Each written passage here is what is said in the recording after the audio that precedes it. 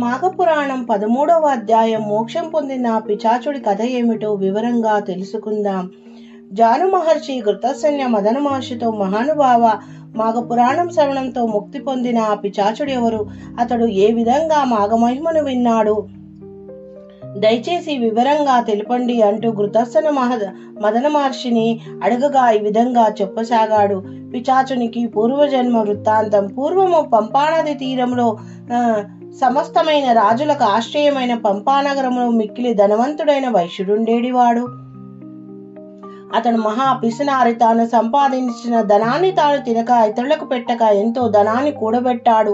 వార్ధికం సమీపించిన వాడే మరణించాడు. బతికున్న రోజుల్లో ఈ యొక్క పుణ్యకార్యం కూడా చేయనందున వాడు నరకంలో అనేక బాధలు అనుభవించి కొన్ని వేల సంవత్సరాల తర్వాత మరలా భూలోకంలో జన్మించి కటిక దరిద్రుడై పుట్టాడు. గత జన్మ పాప ఫలంగా వాడు దారిద్రాన్ని అనుభవిస్తూ దరిద్రం కారణంగా ధనం కోసం ఈ జన్మలో కూడా అనేక పాప కార్యాలు చేశాడు.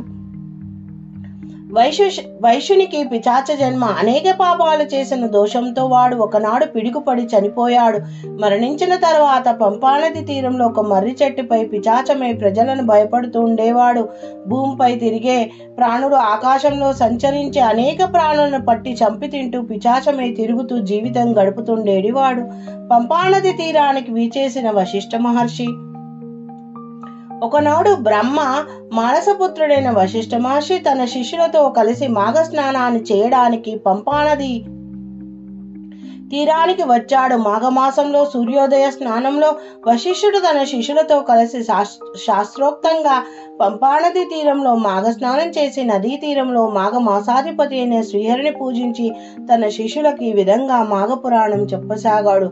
వశిష్ఠుని పురాణ ప్రవచనం. వశిష్ఠుడు తన శిష్యులతో, కుమారులారా, ఈ మాఘమాసంలో సూర్యుడు మకర రాశిలో ఉండగా ఏ నరుడు నదీ స్నానం చేసి శ్రీహరిని పూజించి మాఘపురాన్ని చదవడం కాని, వినడం కాని, బోధించడం కాని చేస్తాడో ఆ నరుని ప్రస్తుత జన్మతో పాటు గత జన్మ పాపాలు కూడా పోతాయి. ఏ లోకంలో సకల భోగాలు అనుభవించి అంత్యమున వైకుంఠానికి చేరుతాడు. ఎవరు మాఘమాసంలో ఒక్క రోజైనా నదీ స్నానం చేయరో వారు నరకంలో పడి కొట్టుకుంటారు అని వశిష్ఠుడు చెప్తున్న పురాణాన్ని మర్రి చెట్టుపై ఉన్న పిశాచుడు కూడా వింటాడు.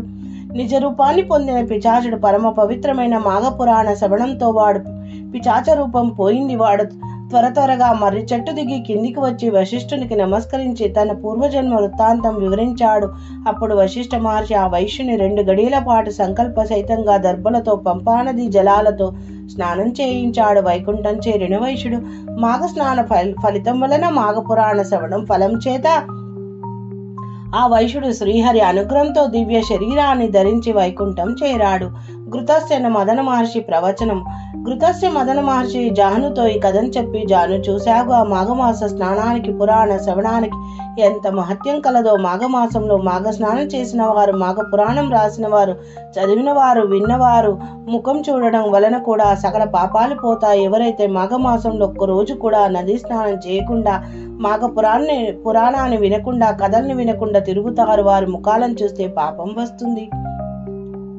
అలాంటి పాపం పోవాలంటే వెంటనే సూర్యుని చూసి నమస్కరించుకోవాలి. అదే మాఘరహస్యం అని చెబుతూ ఘృతసన్య మదన మహర్షి